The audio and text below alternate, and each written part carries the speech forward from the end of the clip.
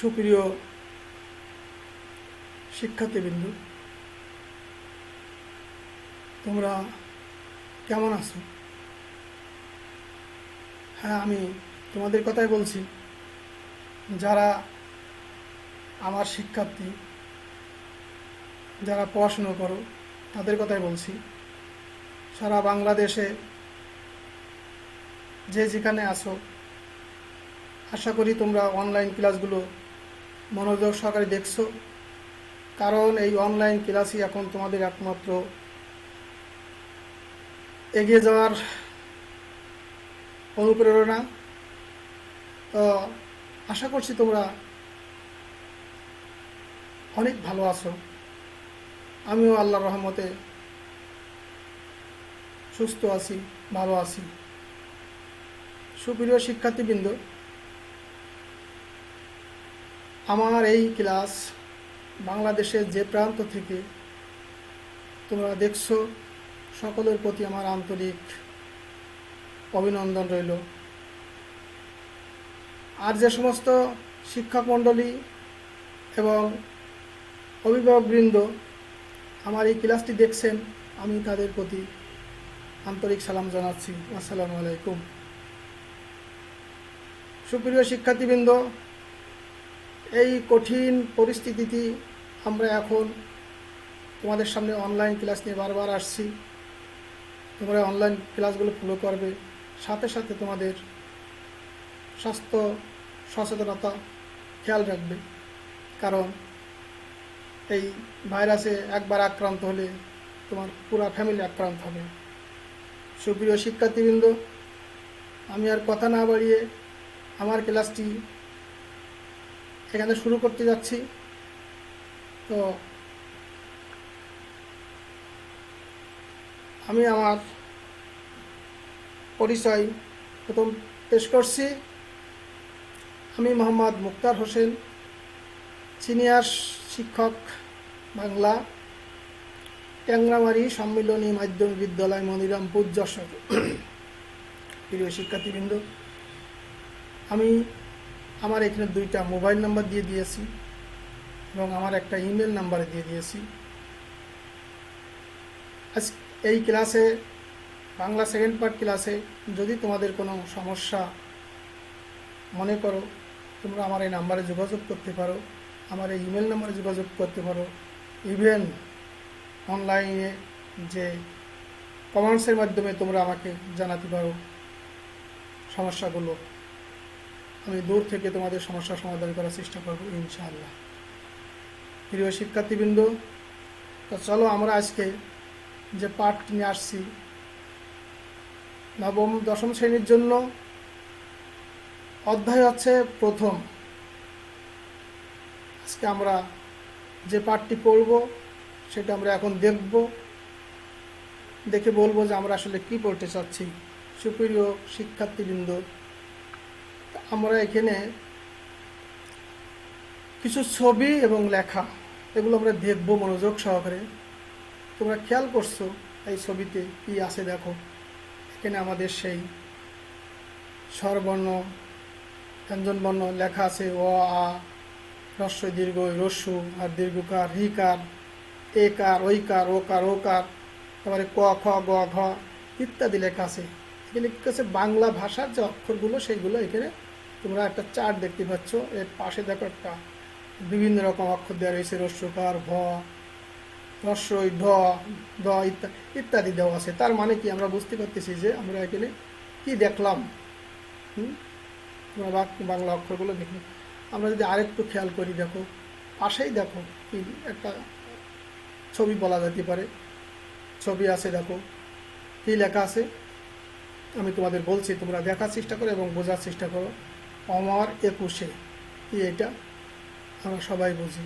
ভিতরে দেখো পাশে যেগুলো লেখা রয়েছে, এইগুলো যে এই যে গাছের মতন দেখা যাচ্ছে বা এসের মতন দেখা যাচ্ছে, ছায়ের মতন দেখা যাচ্ছে, এটা কিছুই না, এটা সব অক্ষর দিয়ে সাজানো হয়েছে। এখানে বিভিন্ন রকম অক্ষর, কখনো বড় অক্ষর দিয়ে আছে, কোনো ছোটো অক্ষর দিয়ে রয়েছে, বিভিন্ন রকম রয়েছে। দেখো এখানে রয়েছে ক রয়েছে, রস রয়েছে, ত রয়েছে, ক রয়েছে, ট রয়েছে, প রয়েছে, খ রয়েছে, অ রয়েছে।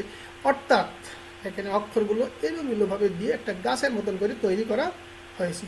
সুপ্রিয় শিক্ষার্থীবৃন্দ, তো আমরা আরও কিছু লেখা ভালো করে লক্ষ্য করব। আমরা এতক্ষণ যা দেখলাম, আবার কিছু লেখা তোমাদের দেখানোর জন্য আমি লিখছি। দেখো এখানে দেখো কী লেখা রয়েছে, তোমরা দেখেই বুঝতে পারতেছ। এখানে প্রথম রয়েছে ইংরেজি লেখা রয়েছে, welcome to the language petrol. তারপরে লেগেছে দেখো এখানে চায়না ভাষা দিয়ে লেখা রয়েছে, চাইনিজ চীনা ভাষায়, দেখো চীন ভাষায় ঢুকেছে। এখানে কী রেখেছে, বাংলা ভাষা, চীনা ভাষা। এখানে কী রয়েছে দেখো আবার অন্য অন্য আরবি ভাষা, ফার্সি ভাষা, অনেক রকম অসংখ্য ভাষা এখানে বাংলায় কথা লেখা রয়েছে। সুপ্রিয় শিক্ষার্থীবৃন্দ, আমরা এদিকে কী বুঝতে পারছি? আমরা এখানে বিভিন্ন রকম ভাষা সম্পর্কে আলোচনা করছি। তো আমি আর একটু তোমাদের বোঝানোর জন্য আমি নিচে আর একটা ছবি দিয়ে দিয়েছি, তার মানে তোমাদের যাতে ক্লিয়ার হয় যে আজকে আমাদের কী পড়তে চাচ্ছি, কী পড়ে।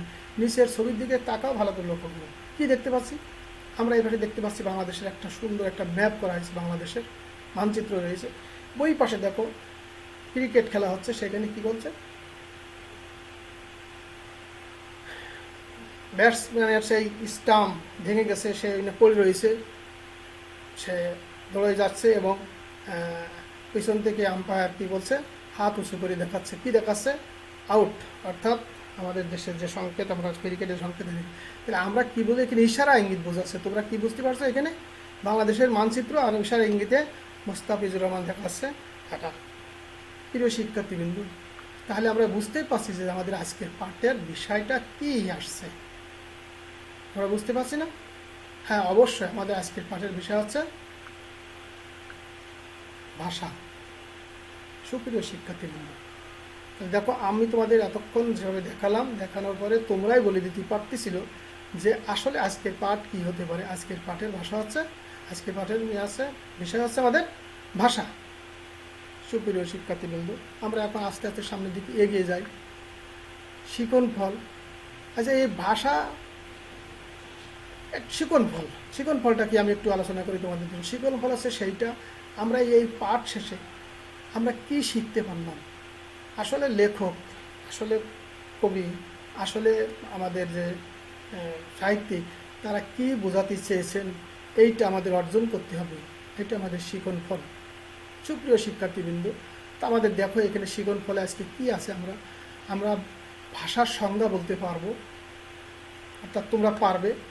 তারপরে বাংলা ভাষার উৎপত্তি রূপরেখা শনাক্ত করতে হবে। বাংলা ভাষার উৎপত্তি কোথা থেকে হয়েছে তার রূপরেখা শনাক্ত করতে পারবা। তারপরে কি আছে, বাংলা ভাষার যুগ বিভাগ ও বৈশিষ্ট্য উল্লেখ করতে পারবা। যুগ বিভাগ ও বৈশিষ্ট্য উল্লেখ করতে পারবা। তাহলে আমরা এখন দেখি আস্তে আস্তে আমাদের শিকন ফলগুলো আমরা অর্জন করতে হবে, আমাদের আস্তে আস্তে যাবো সেদিকে। তাহলে আমরা সংজ্ঞা হিসাবে বলতে পারি, সুপ্রিয় শিক্ষার্থীবৃন্দ, তাহলে আমরা এখন সংজ্ঞা হিসাবে যেটা বলতে পারি সেটা কি?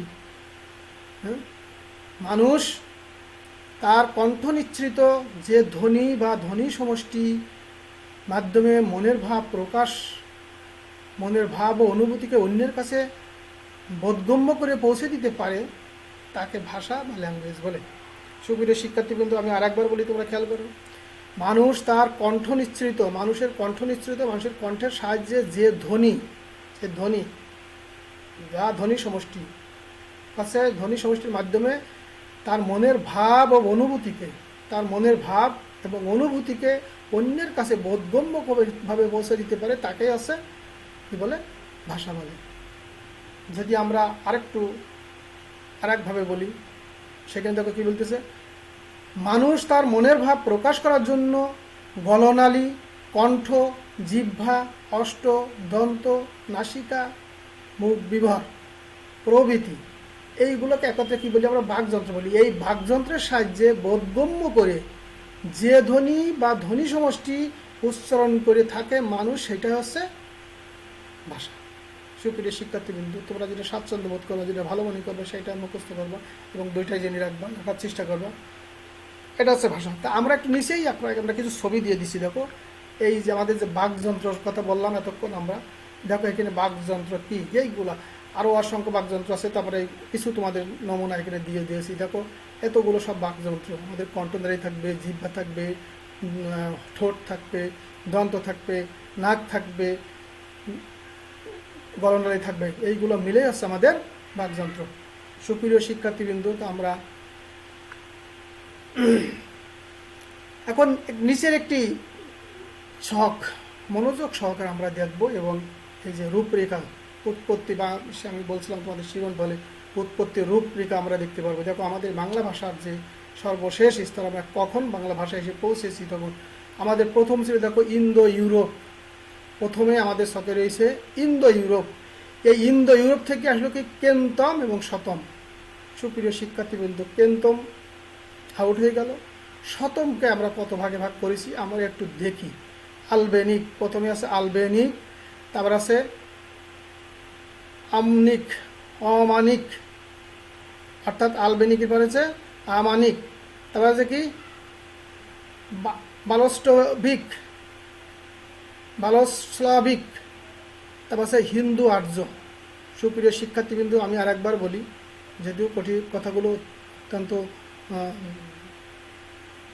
কঠিন, সেই জন্য আমি আর একবার বলেছি। প্রথমটা আছে শতমকে ভাগ করাইছে আলবানিক, আমানিক, আর আছে বালস্টস্লাভিক, আর হিন্দু আর্য।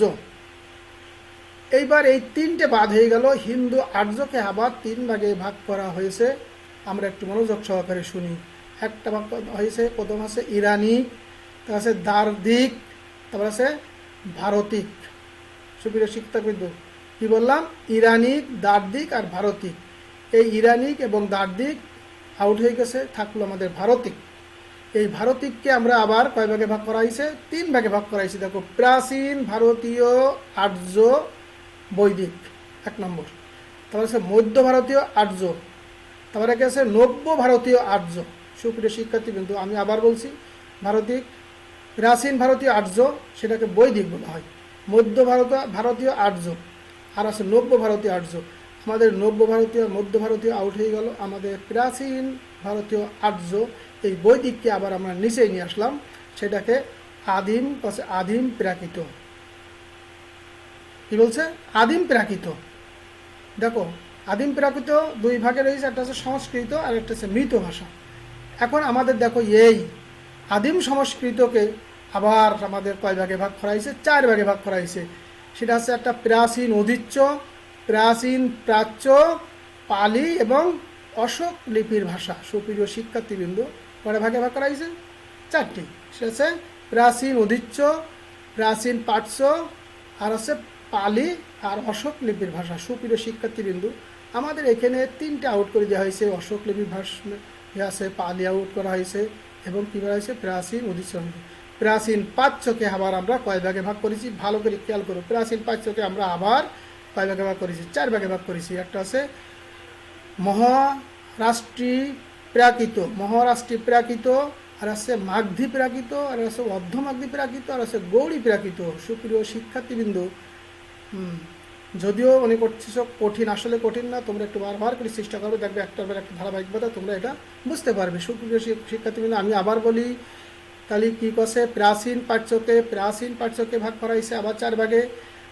মহারাষ্ট্রী প্রাকৃত, মাগধী প্রাকৃত, অর্ধমাগধী প্রাকৃত, আর আছে গৌড়ী প্রাকৃত। এইখানে দেখো, এইগুলোকে আবার প্রত্যেকটা নিচে আবার দিয়ে দিচ্ছে। প্রত্যেকটাকে মহারাষ্ট্রী প্রাকৃতকে মহারাষ্ট্রী অপভ্রংশ হিসাবে নেওয়া হয়েছে, মাগধী প্রাকৃতকে মাগধী অপভ্রংশ নেওয়া হয়েছে, অর্ধমাগধী প্রাকৃতকে তারপরে কী বলা আছে? অর্ধমাগধী অপভ্রংশ, আর গৌড়ী প্রাকৃতকে নিয়ে হয়েছে গৌড়ী প্রাকৃত অপভ্রংশ। অপভ্রংশ কথা হচ্ছে ভগ্ন অংশ, অর্ধেক ভগ্ন অংশ। সুপ্রিয় শিক্ষার্থীবৃন্দ, এই গৌড়ী প্রাকৃত থেকে গৌড়ী অপভ্রংশ আসলো। এই গৌড়ী অপভ্রংশ থেকে আসলে আমাদের বঙ্গ কামরূপী যে ভাষাটা আসলো, বঙ্গ কামরূপী, এই বঙ্গ কামরূপী থেকে আসছে আমাদের এই বাংলা ভাষা। সুপ্রিয় শিক্ষার্থীবৃন্দ, তোমরা নিশ্চয়ই বুঝতে পারছো যে আমাদের এই ভাষা কীভাবে আসছে। আমার দেখো, দক্ষিণ এই পাশে তোমাদের একটা চার্ট করে দেওয়া আছে। এই চার্টটা তোমরা, আমি যদি আরেকটু তোমাদেরকে বলি, চার্টটা দিকে একটু খেয়াল করো। সুপ্রিয় শিক্ষার্থীবৃন্দ, অপভ্রংশ শব্দ হচ্ছে খারাপ ভাষা। আমাদের এখানে তোমাদের যেটা বিশ্লেষণকে দেখা হয়েছে, এটা তার অর্থ করে দেওয়া হয়েছে। কী বলা হয়েছে? অপভ্রংশ আছে খারাপ ভাষা, আর প্রাচ্য অর্থাৎ পূর্ব। ঠিক আছে? তারপর আছে কি প্রতিশী আর পাশ্চাত্য অর্থাৎ পশ্চিম। আর উদিসি আর উদিচ্য আছে উত্তর, আর দক্ষিণাত্য আছে দক্ষিণ। সুপ্রিয় শিক্ষার্থীবৃন্দু, এখানে সংক্ষিপ্তভাবে একটা তোমাদের আমাকে বোঝাই দেওয়ার চেষ্টা করলাম। তো আমরা দেখি আর একটু নিচে আসি। আদিকাল মানুষ বস্তুত যেভাবে পারস্পরিক মনের ভাব প্রকাশ করতো সেগুলো আমরা একটু দেখে নিই, কীভাবে তারা মনের ভাব প্রকাশ করতো। দেখো তোমরা খেয়াল করো, আমি ছবি দিয়েছি এবং তোমাদের বোঝার জন্যই দিয়েছি।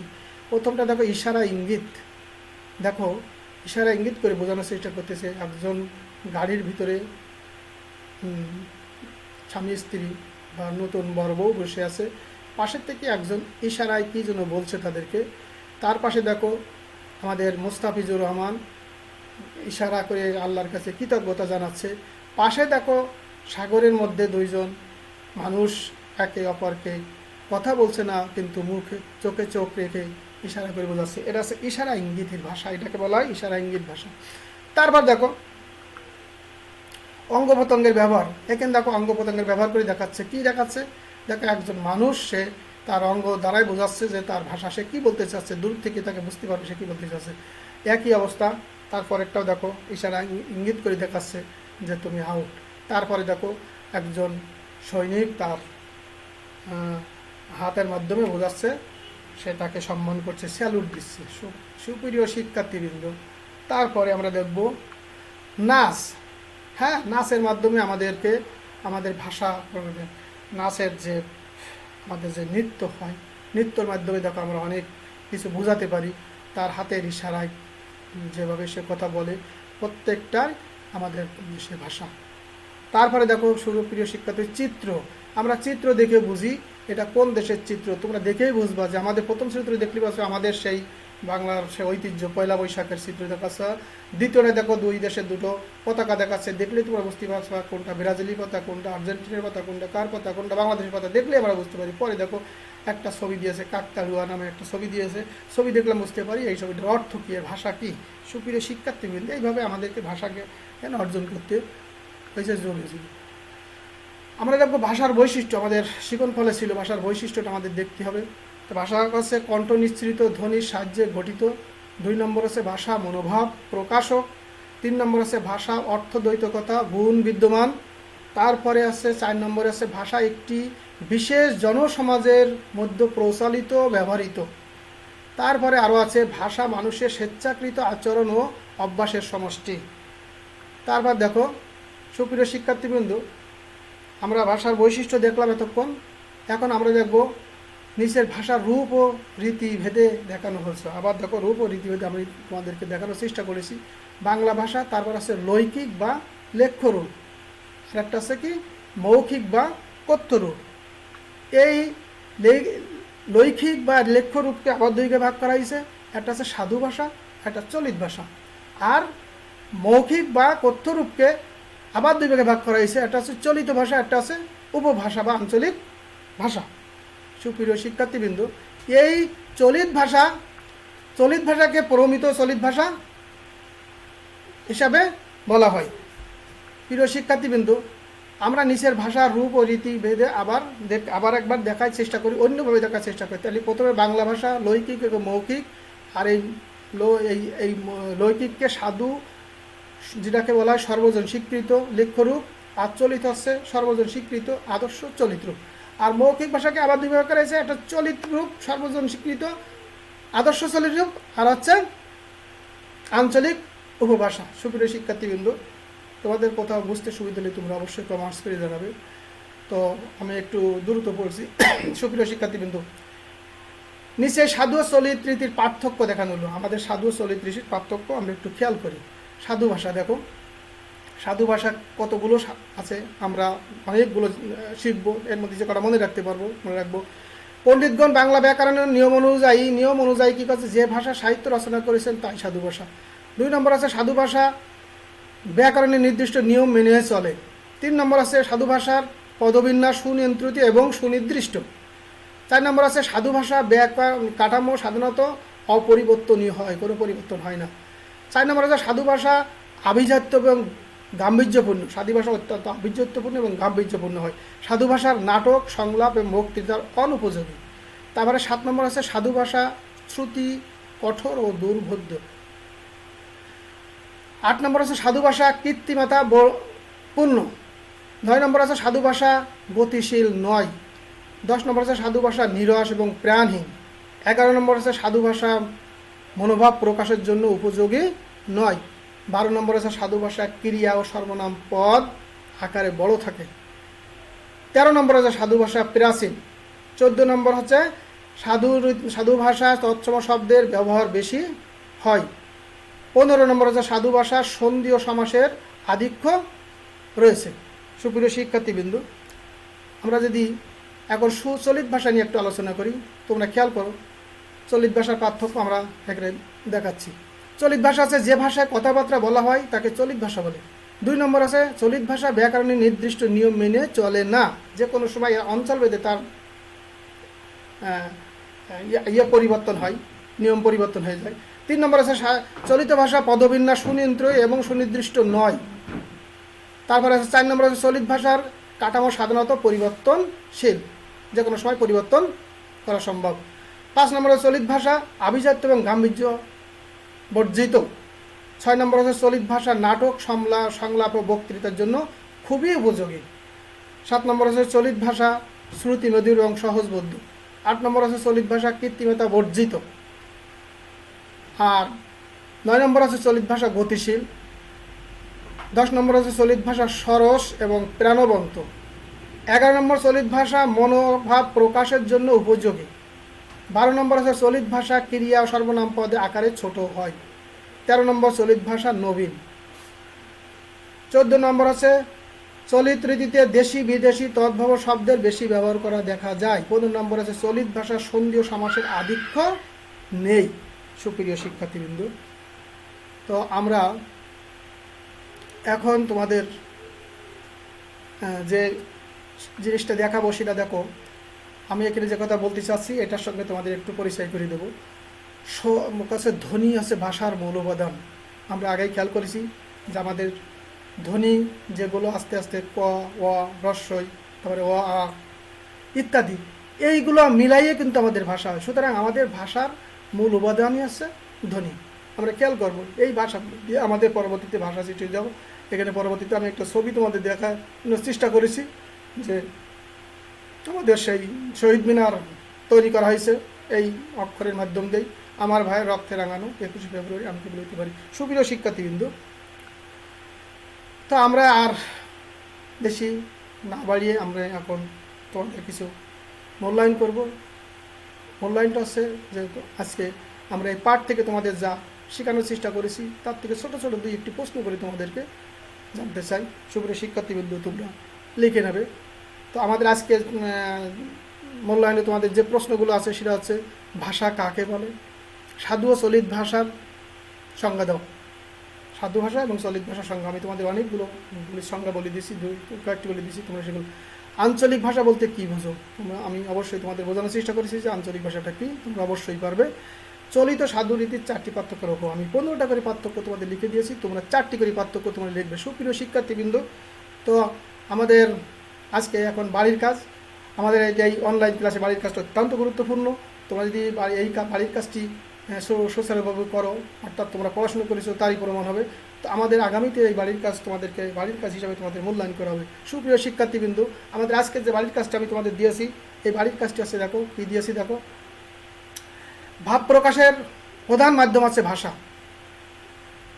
আমি তোমাদের বোঝানোর চেষ্টা করেছি যে ভাব প্রকাশের জন্য প্রধান মাধ্যম আছে ভাষা। আমার অনেকগুলো মাধ্যম আছে ভাব প্রকাশ করার জন্য, কিন্তু প্রধান মাধ্যম আছে ভাষা। এর যৌক্তিকতা উল্লেখ করি ভাষার প্রয়োজনীয়তা বাড়ি থেকে লিখে আনবে। অবশ্যই বাড়িতে বসে তোমরা লিখবে, পড়বে এবং লিখবে। সুপ্রিয় শিক্ষার্থীবৃন্দ, আমি ক্লাস শেষ করে দিচ্ছি। তার আগে তোমাদের সঙ্গে আরেকবার একটু বলতে চাই যে তোমরা এই করোনাকালীন সময় অবশ্যই স্বাস্থ্যবিধি মেনে, সরকারের নিয়মকানুন মেনে আমরা পড়াশুনো করবো প্রতিনিয়ত। কারণ আমাদের একটি বছর যদি আমাদের কাছ থেকে চলে যায়, আমরা না পড়াশুনো করি, তাহলে আমরা সামনের ক্লাসে কিছুই পারবো না। সুতরাং আমরা প্রতিনিয়ত এই অনলাইন ক্লাসগুলো ফলো করব এবং যথাযথভাবে আমরা এর থেকে কিছু আয়ত্ত করব এবং শেখার চেষ্টা করব। যে আমরা যতই পড়বো ততই শিখতে পারবো। সুপ্রিয় শিক্ষার্থীবৃন্দ, তো আমি শেষ করে দিচ্ছি। তোমাদের আগামী ক্লাস দেখার আমন্ত্রণ জানিয়ে আজকের মতন এখানে ক্লাস শেষ করছি। সবাইকে অসংখ্য ধন্যবাদ আমার সাথে সহযোগিতা করার জন্য।